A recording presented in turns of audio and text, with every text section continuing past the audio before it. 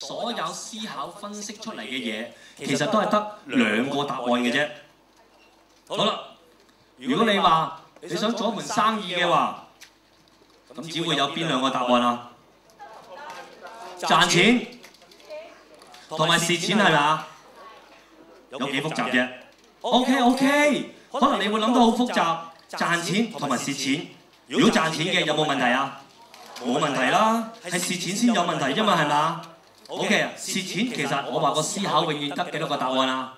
兩個答案，蝕錢就得兩個答案嘅啫，一係就蝕得多錢，同埋咩啊？蝕得少錢嚇。好啦，咁如果蝕得少錢嘅冇問題啦，係咪？好啦，係蝕得多錢先有問題嘅啫嘛。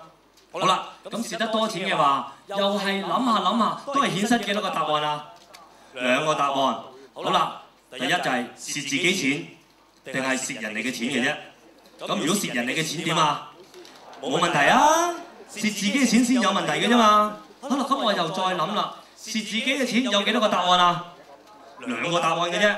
好啦，一係咧就大耳窿嘅錢，同埋自己嘅私己錢。咁自己私己錢冇問題啦。好啦，大耳窿嘅錢先有問題嘅啫。死啦，大耳窿。咁我再思考嘅時候有幾多個答案啊？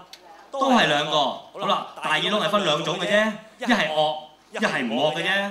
好啦，唔惡就冇問題啦，惡先難搞噶嘛。好啦，咁惡嘅大耳窿，我再諗落去嘅都係得兩個答案嘅啫。嗱，佢一係就斬人，一係就唔斬人。嗱，如果佢係斬人嘅，你都死咗啦。如果佢係唔斬人嘅，你都係繼續做噶啦。你諗咁多做咩啊？